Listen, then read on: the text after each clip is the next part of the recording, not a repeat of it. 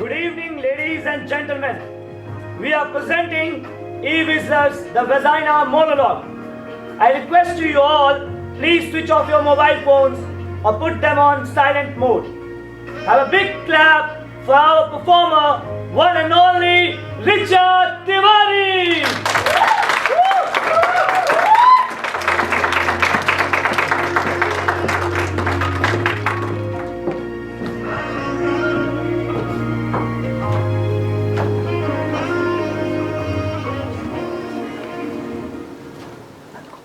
Thank you.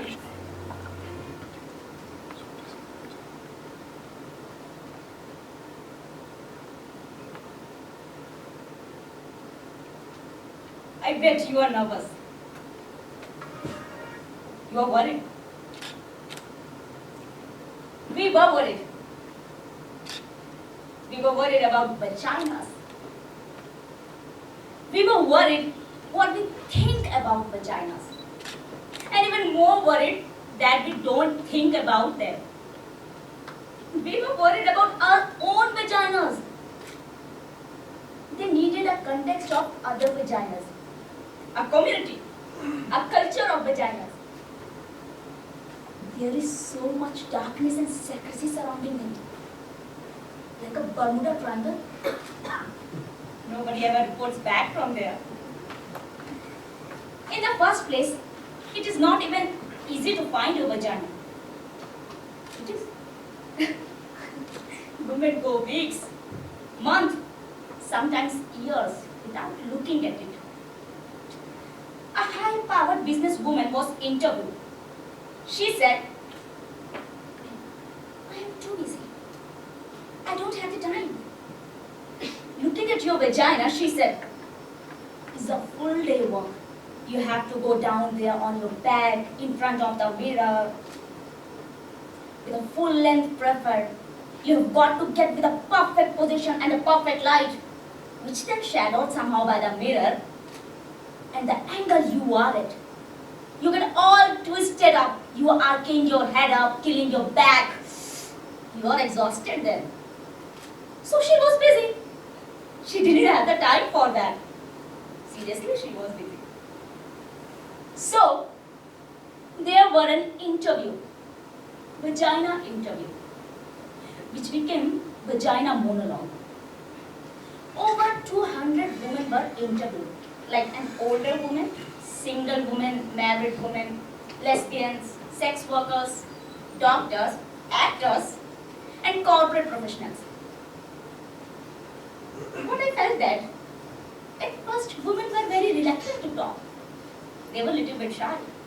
But once they got going, you couldn't stop them. They secretly love to talk about their vaginas. They get very excited. Mainly because no one ever asked them before. Okay, let's just start with the word vagina. It sounds like an infection at best. Or a medical instrument. Hurry, nurse, bring me the vagina. Vagina. Vagina. Vagina. Doesn't matter how many times you say it. It never sounds like what you want to say it. It is totally ridiculous, completely unsexy word. Like, if you use it during sex, trying to be politically correct. Darling, could you stroke my vagina? You kill that act right there. We were worried what we call them and don't call them. In New York, they call it pussycat. There is a woman, she said, her mother used to tell her, don't wear panties underneath your pajamas. You need to air out your pussycat. In Westchester, they called it a pookie. In New Jersey, a twat. There is a powder box, a poochie, a poopy, a pepe, a pupelu, a pupani, a pal, and a peachy, Jadi, Didi, Nishi, Dignity, monkey box, coochie, snorcher, cooter, labbe, gladys, segleman, vivi, horse, horsepot, nappy, dogged, moko, mookie, pajama, panibu, mashwell, gully, postal, tamala, tata, kini, miami, split crease. Woo! We were worried about vaginas.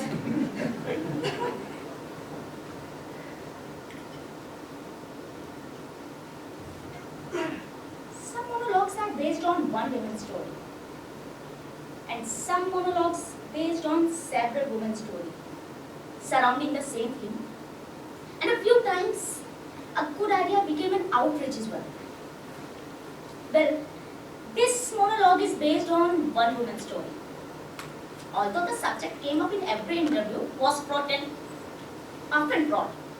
The subject being hair. H-A-I-R.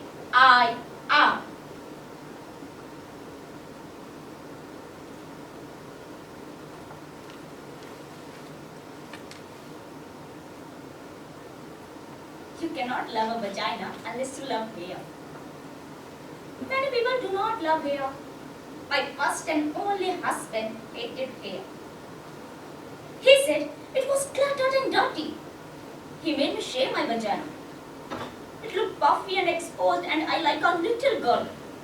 This excited him. When he made love to me, my vagina felt the way a beard must feel. It felt good to rub it and painful, like scratching a mosquito. It felt like it was on fire.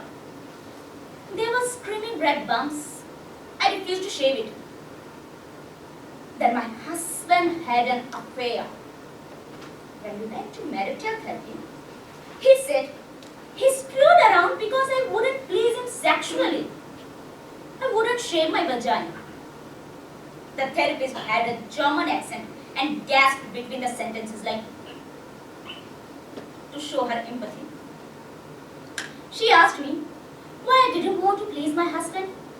I told her I thought it was weird and I felt little when my hair was gone down there and I couldn't help talking in a baby voice and the skin got irritated and even calamine lotion wouldn't help it. She told me marriage was a compromise. I asked her if shaving my vagina would stop him from screwing around. I asked her if she had many cases like this before. She said that question diluted the process. I needed to jump in. She was sure it was a good beginning. Now this time, when we got home, he got to shave my vagina. It was like a therapy bonus prize.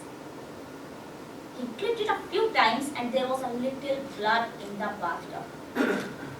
He didn't even notice it because he was so happy shaving me. Then, later when my husband was pressing against me, I could feel his spiky sharpness sticking into me. My neck puffy vagina. There was no protection. There was no flap. I realized that hair is there for a reason. It's the leaf around the flower, the lawn around the house. You have to love hair in order to love the vagina. You can't pick the parts you want. And besides, my husband never stopped screwing around.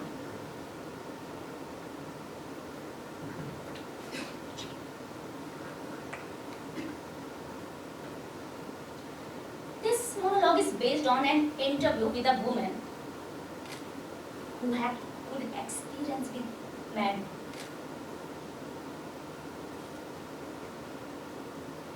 Because he liked to look at it.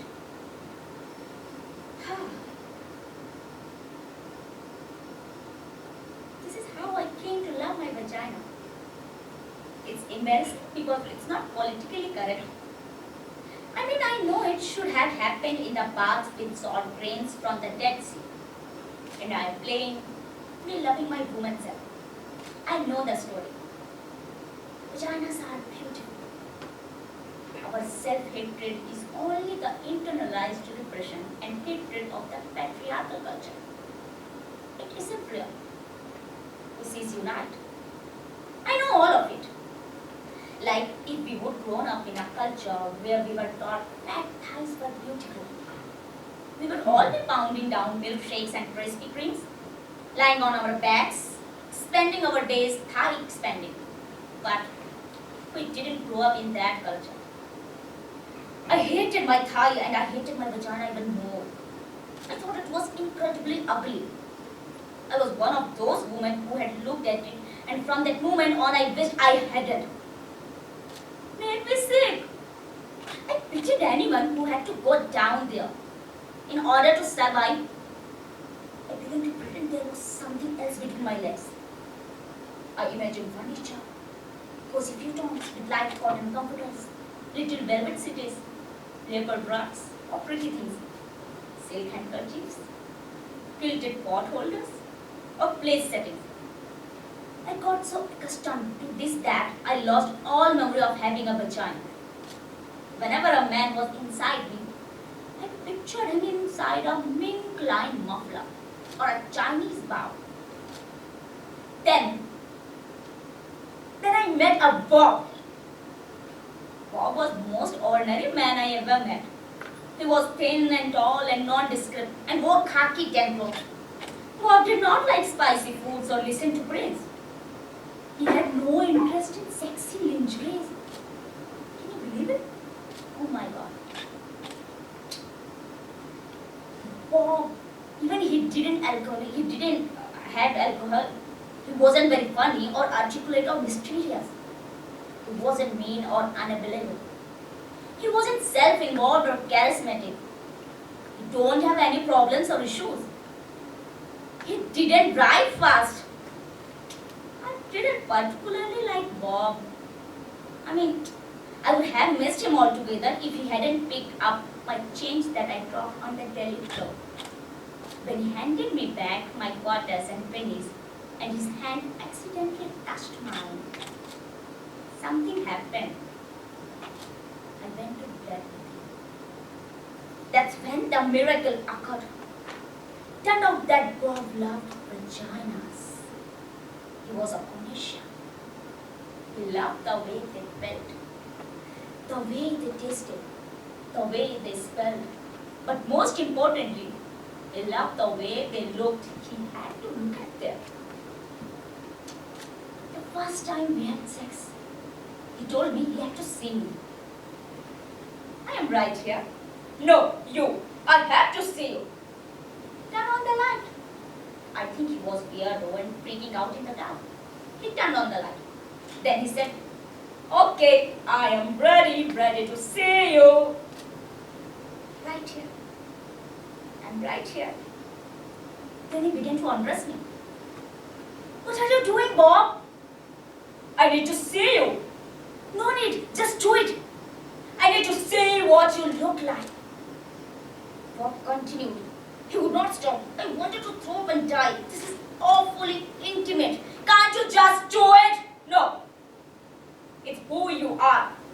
I need to look. I held my breath. He looked and looked. He got breathy and his face changed. He didn't look ordinary anymore. He looked like a hungry beast. You are so beautiful. You are elegant and deep and innocent and wild. He saw that there.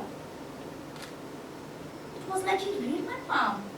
I saw that and more, much more. He stayed looking for almost an hour as if we were studying a map, observing the moon, staring into my eyes, but it was my vagina. In the light, I watched him looking at me and he was so genuinely excited, so peaceful and euphoric. I began to get wet and turned on. I began to see myself the way he saw me. I began to feel beautiful and delicious, like a great painting or a waterfall. Bob wasn't afraid. He wasn't grossed out. I began to swell. I began to feel proud. I began to love my vagina, and Bob lost himself there. And I was there with him in my vagina. And we were both.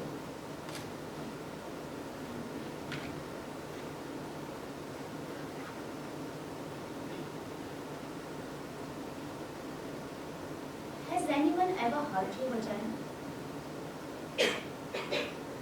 Hmm? Anyone ever hurt your vagina? I have lots of answers for this question, but I want to read one for you.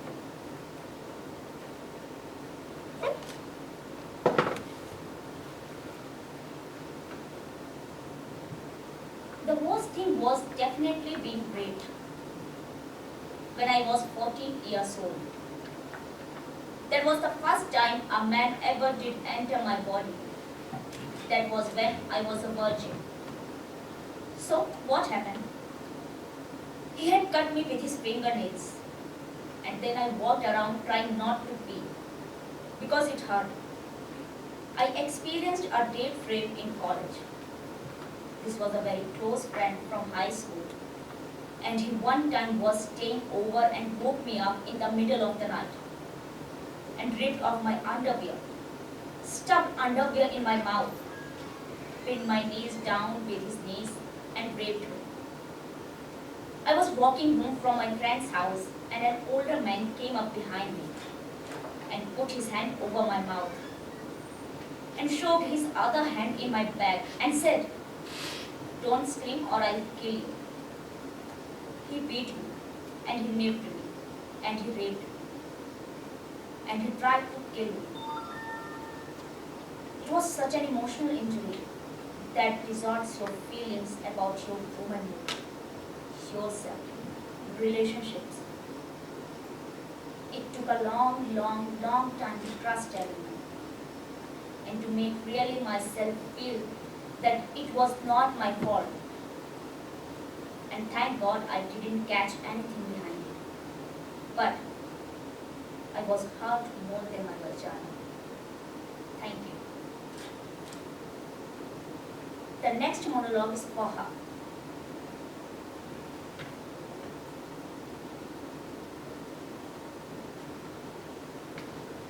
My angry vagina. My vagina's angry.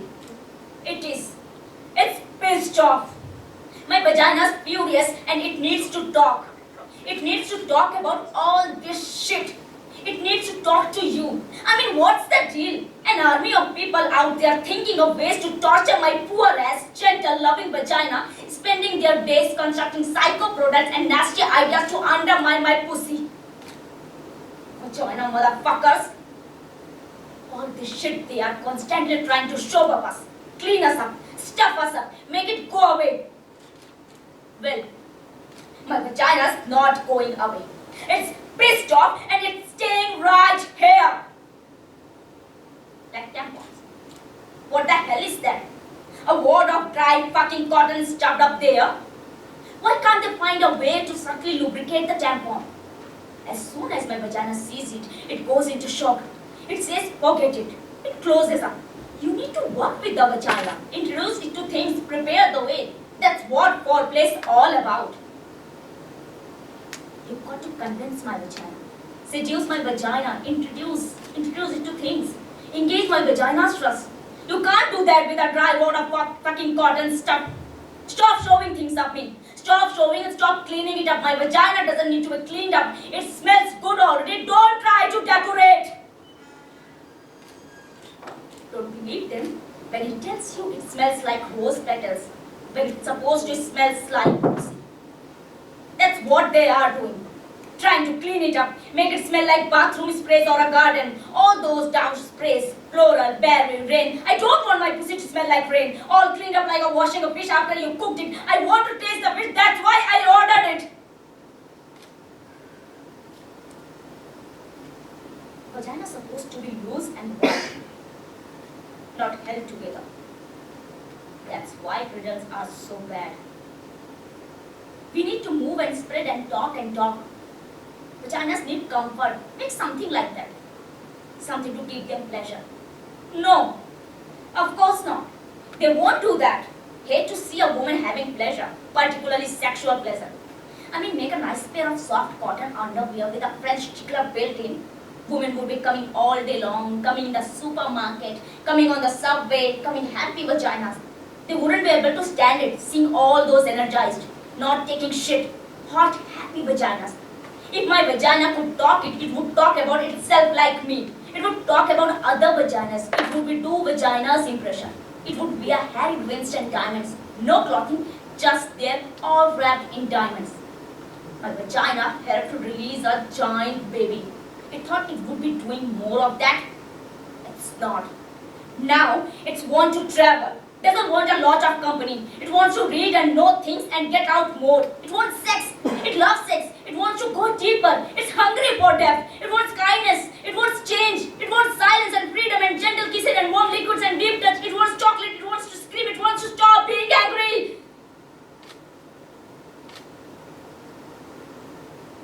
It wants to come.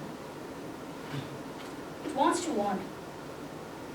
It wants my vagina. My vagina.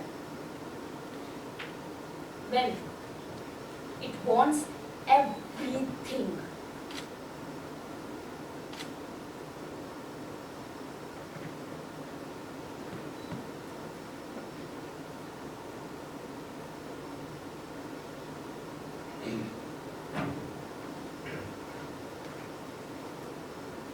Sex workers have rich, compelling, complex relationship with their vaginas.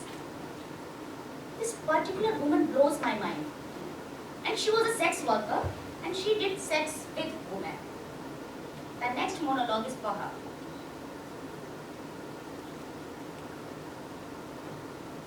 The woman who loved to make vaginas happy. I love vaginas. I love women. I do not see them as separate things. Women pay me to dominate them, to excite them, to make them come. I did not start out like this, no. To the contrary, I started out as a lawyer. But in my late 30s, I became obsessed with making women happy. It began as a mission of sorts, but then I got involved in it. I got very good at it, kind of brilliant. You could say I found my calling. I started getting paid for it. I wore outrageous outfits when I dominated women, like lace, silk, leather. I used props like wipes, ropes, handcuffs, dildos. There was nothing like this in tax law. There was no props, no excitement, and I hated those blue corporate suits. Although I have to tell you, I wear them now in my new line of work. And they fit in nicely, context is everything. There was no witness, there was no dark, mysterious foreplay, no erect nipples, no delicious mouth. But mainly, there was no moaning. Not the kind I'm talking about anyway. I see now that moaning was a key. It was a thing that ultimately seduced me and got me addicted to making women happy. I made love to white women. I found a place inside them. They shocked themselves in their moaning. I made love to moaners and they found a deeper, more penetrating moan. I became obsessed. I launched to be in charge, like a band leader or a conductor. It was a kind of surgery, a kind of delicate science, finding the exact location or home of the moan. That's what I call it. Sometimes I found it over a woman's jeans. Sometimes I snuck upon it, off the record, quietly disarming the surrounding alarms and moving it. Sometimes I used force, but not violently, never. Oppressing force, no, more like dominating. I'm gonna take you someplace. Why don't you lay back? Enjoy the ride? Kind of pose. Sometimes it was simply mundane. I found the moon before things even started. While we were eating chicken or salad in the kitchen, right there, with my finger all mixed in the balsamic vinegar. Sometimes I used props. I love props. Sometimes I made the woman find her own moon. In front of me, I waited. I stuck it out until she opened herself. I was not fooled by those minor, more obvious moans. No, I pushed her further all the way into her power moon. Like, there's the clit moon.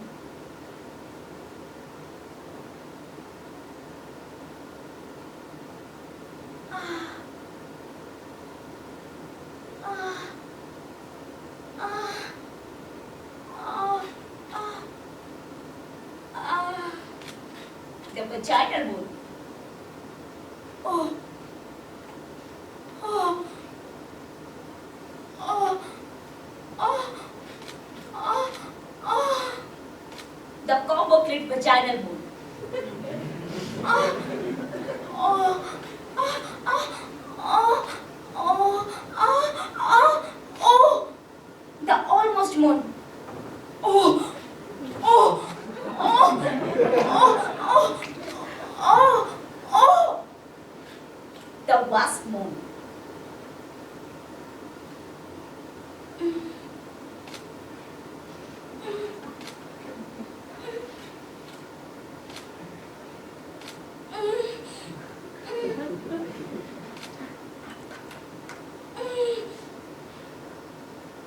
The religious moon.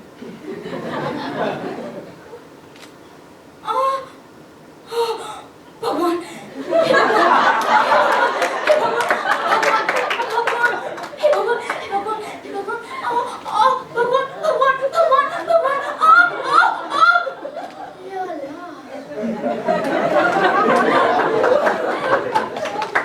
The elegant moon.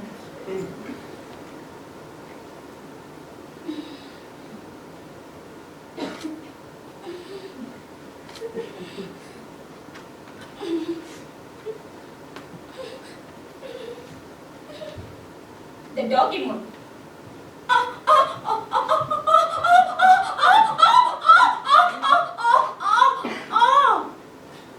The southern moon. Yeah. Yeah. Yeah. Yeah. Yeah. Yeah. Yeah. The baby moon.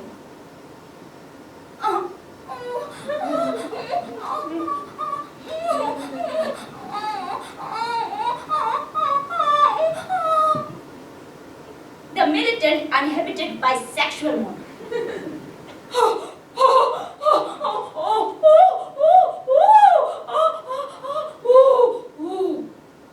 The machine gun moon.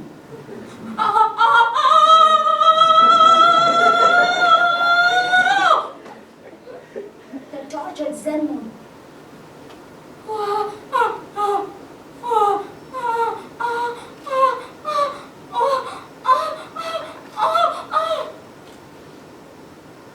The diva moon.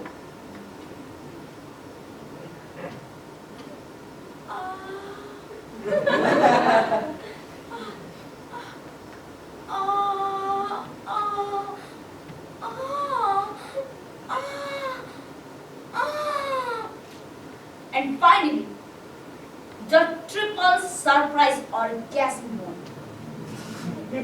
Oh God. Oh yeah. Oh yeah. Oh God. Don't stop. Yeah, yeah, yeah. Oh, really? Oh, don't stop. Yeah, hard, hard, hard. Oh yeah. Oh yeah. Oh God. Amazing, amazing. Oh yeah. Oh yeah. Don't stop. Oh yeah.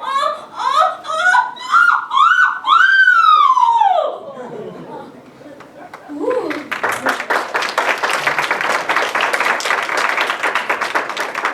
Can you believe it? We are doing here. Many the people are doing here and there.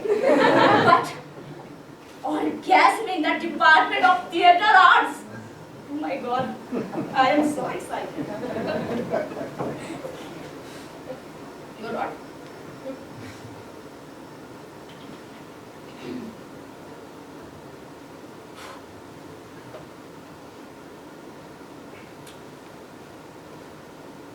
I saw an incredible picture on the cover of Newsday.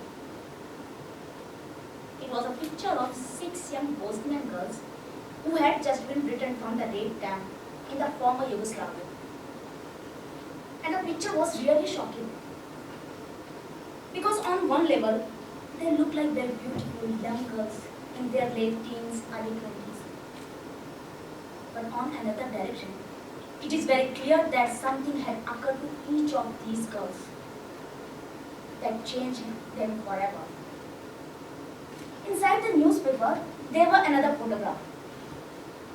There were 30 women who had been returned from the Navy camp. And they all were standing in a semicircle, having taken their picture. Yet, not one of them looking at the camera.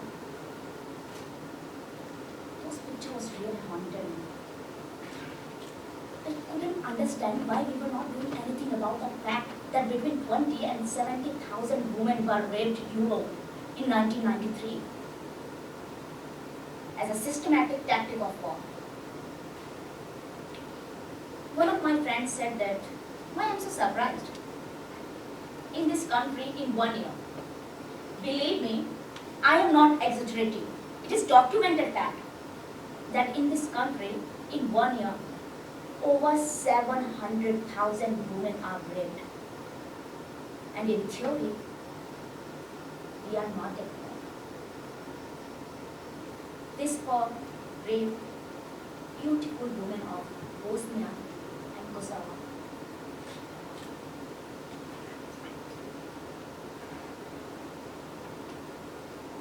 My vagina was my village.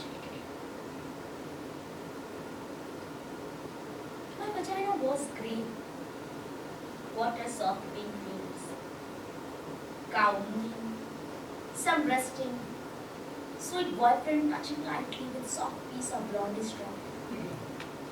There is something between my legs. I do not know what it is. I do not know where it is.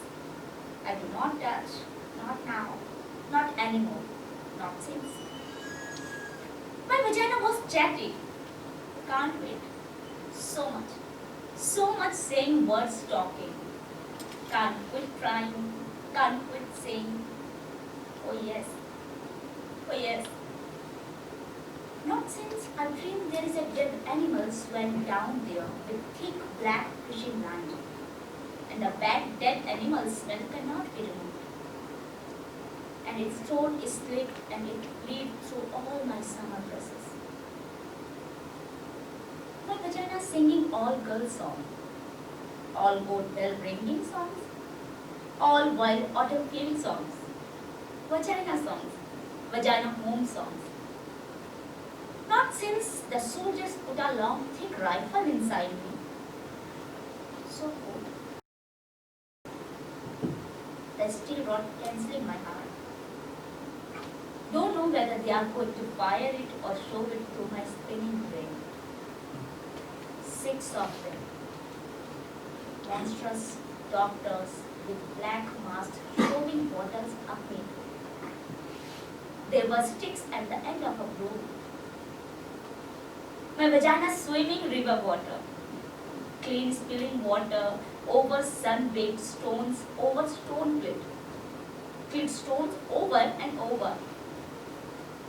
Not since I heard the skid clear and made lemon screeching sounds. Not since a piece of my vagina came off in my hand. A part of the lip. Now one side of the lip is completely gone. My vagina. A live wet water village. My vagina, my hometown. Not since they took tons for 7 days smelling like pisses and smoked meat. They left their dirty sperm inside me. I became a river of poison and pus and all those crops died. And the fish. My vagina, a live wet water village. They invaded it, butchered it, and burned it down. I do not touch now. Do not visit. I live someplace else now. And I don't know where that is.